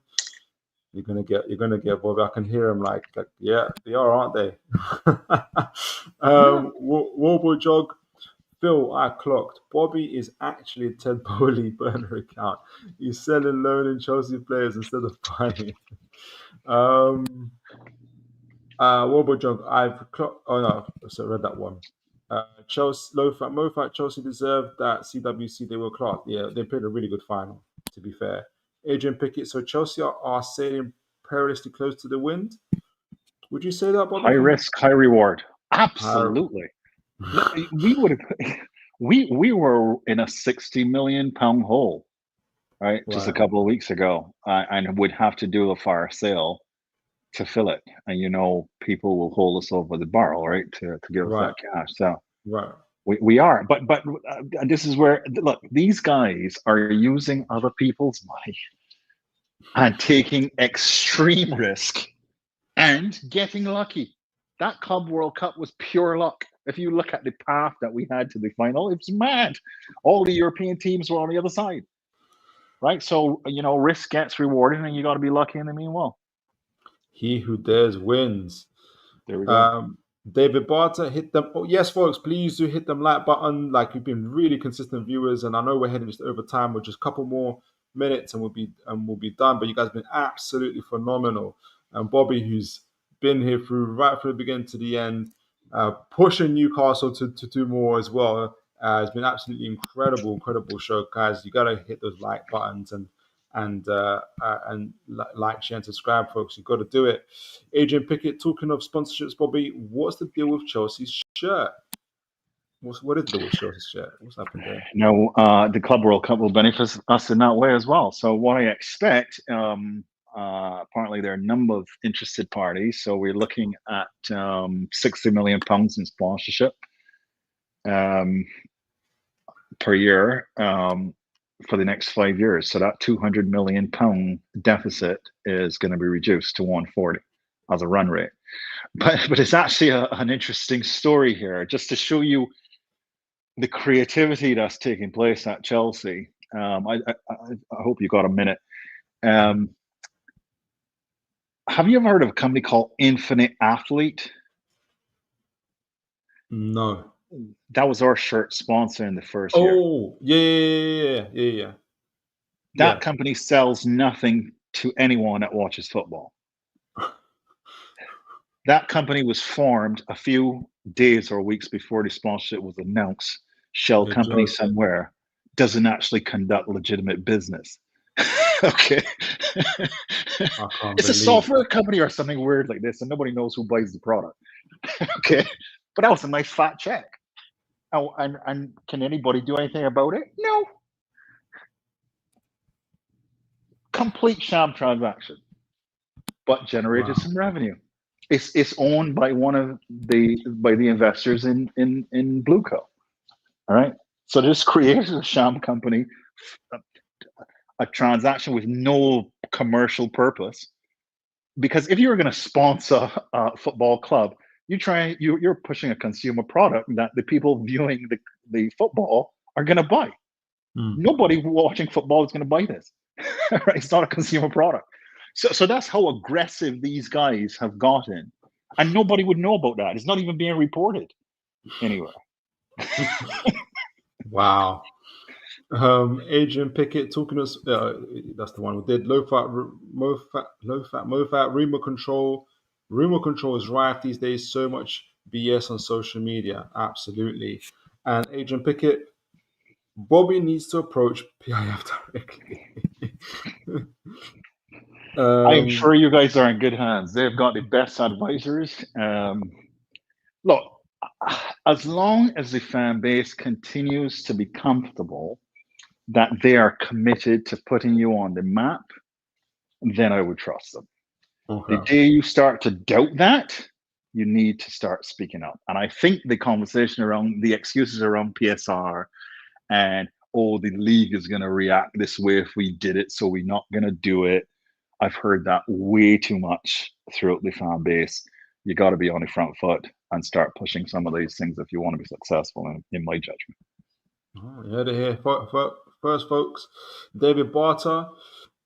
Great to have Bobby back. That's a great way to end the show, actually. Great to have Bobby back on the show. So educational on the money side of the game. Not just the money side, even the money side, the football side, just the general comprehension. It's absolutely incredible to have Big up, you David. on, Bobby. Big up, David. Respect to you. Where can they find you, Bobby? At Bobby Fairview on Twitter. Make sure you guys get... Go on. My DMs are open. My DMs are open. Always happy to engage with people who want to have a good conversation about the issues.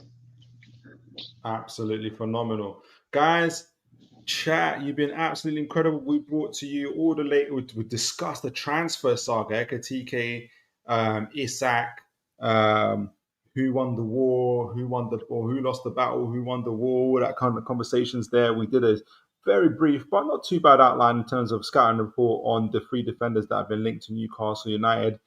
And then we've had obviously a very in-depth conversation on all things around Chelsea's work in terms of their project, their project, their cash, how they're earning their money, and kind of their kind of approach to transfers, FFPs, PSRs, and how it's getting them not only to win trophies but to cement their place at the top of the Premier League echelons as well. And we've been very much kind of provided incredible, like I think like the gentleman said, educational right here. Really, really appreciate you, Bobby, for doing that as well. And hopefully we'll be back for more from you, Bobby, especially towards the end of the transfer window to get some more of your kind of analysis of all things going on. But folks, chat, you have all been absolutely amazing. We're getting so many more people viewing and everything else. Please do make sure that you continue to like, share, and subscribe.